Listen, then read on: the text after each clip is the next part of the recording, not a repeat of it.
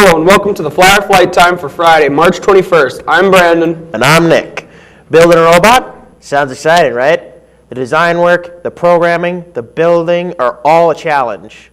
It takes a lot of creative thinking, problem solving, and fun. LFCHS has a team that pushes these limits. It is the robotics team. Robotics is where students and teachers with a passion for robots get together to design, build, and program a robot for the first robotics competition. This year, our very own Little Falls Flyers Robotics Flying Robo-Beast, sponsored by Pentair, Market Honey Farms, and Schwinn Racing, built and programmed a robot with the capability of firing a large exercise ball into a goal.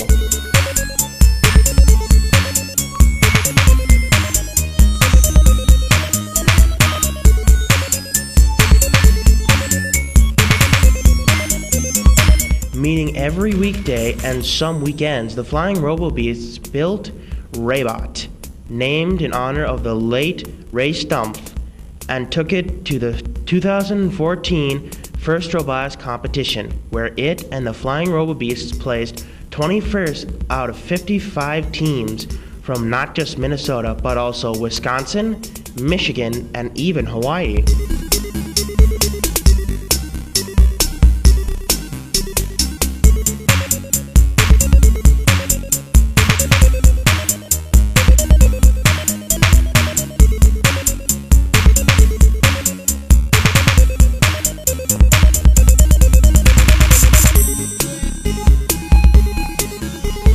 If you wish to join the Flying Robo-Beasts, please attend one of the robotics meetings next year or contact Mr. Huck, Mr. Ward, or Mr. LeBlanc.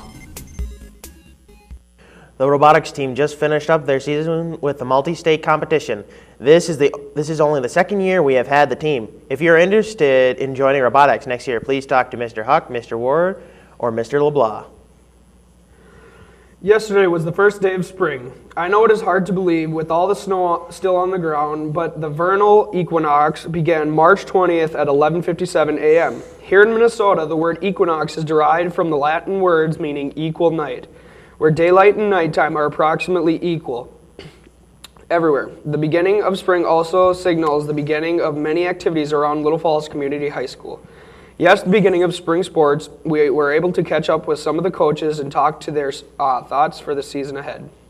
My name is Mr. Youngberg, and I currently teach Phi Ed at the high school here for freshmen, and I also coach varsity boys golf. I'm looking forward to a really good year out of the golfers this year. We've got a number of players coming back with large amounts of experience, both in the regular season at the section tournament. We're going to be a seasoned crew, and one of the better parts about it too is they're still young, and we've got next year as well. Depending on how soon the snow gets out of here, how much time we can spend on the course before we get going.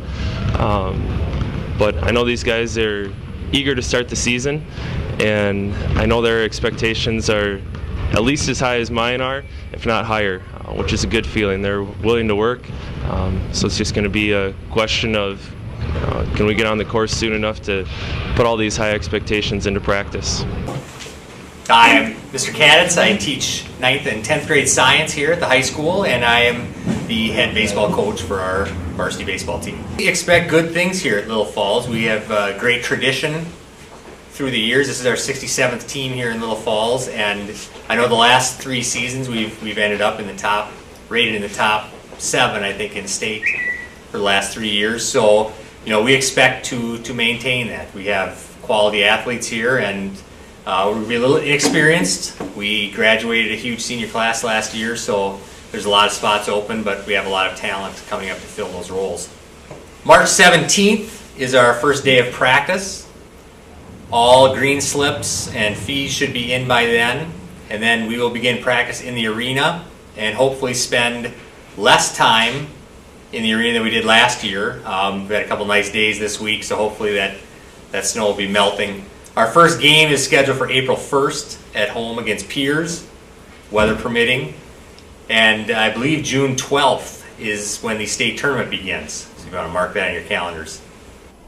Hi, my name is Coach Yeleni Mialan. This is currently my 20th year is coaching, and particularly I'm coaching softball this spring for the Flyers. I'm co-coaching, co-head coaching with Sally Heyer. She teaches kindergarten at Limburg Elementary. So Coach Heyer and Coach Yao are the head coaches, and then we have Coach Tyler Thomas as JV coach, and then we have Coach Shelley Kirker helping us out, and then Lori Larson will be our freshman coach.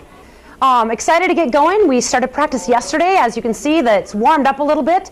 Of course, we still do have a little bit of snow to melt, but we're anxious to see what we have going on. We get in the gym today and we get to throw the ball and work on some of those skills that are important.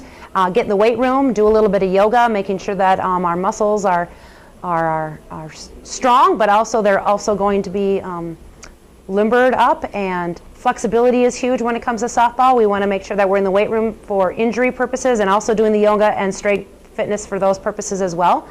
We've got a pretty large squad this year. We've got 61 girls out, 9-12, which is an amazing thing, and we're just looking forward to a few weeks here in the gym, and if everybody can hope for that sunshine to melt our snow, we can get outside a little quicker than we're hoping. It's not too late to join a spring activity. If you would like to be part of one of the teams, please contact the coach. Good luck to the spring activities. Do you like adventure? Do you want to travel the world? Is science something you are interested in? The trip to Costa Rica with Mr. Bellig is for you.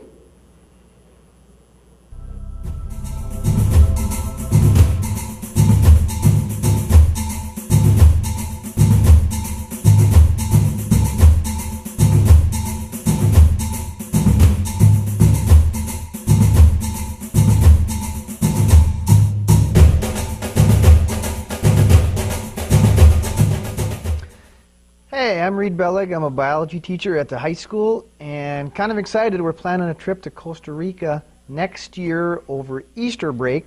The plan is to leave, I believe right now it's March 28th, and we would get back April 6th, which is a 9-day trip. Some of the things that we're going to do on the trip is sea turtle nesting. When these big sea turtles come to shore, we're going to be involved at preserving the eggs. That's pretty cool. I get to go ziplining in the rainforest.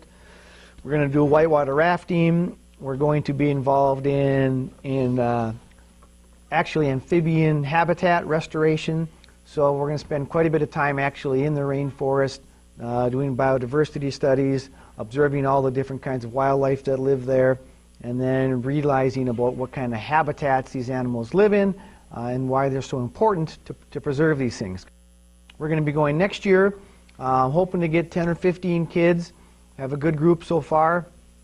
There's still some openings, but we're filling up. And our registration deadline is actually March 21st. If you're interested, come and see me. I got registration forms. I've got emails that I can forward to you. We have a group website.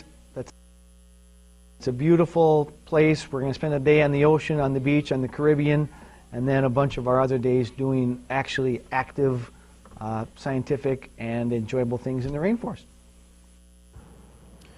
If you're interested in this exciting opportunity, please see Mr. Bellig today.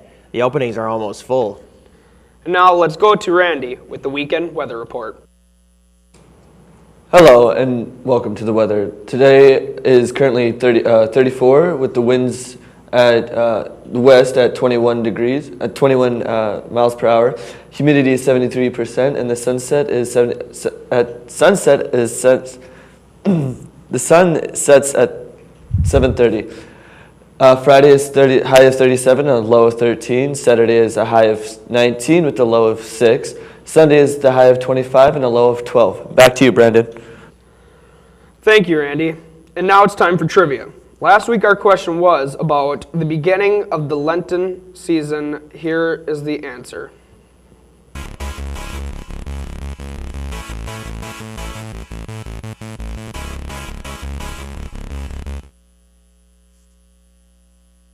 And the answer to last week's trivia was an ox.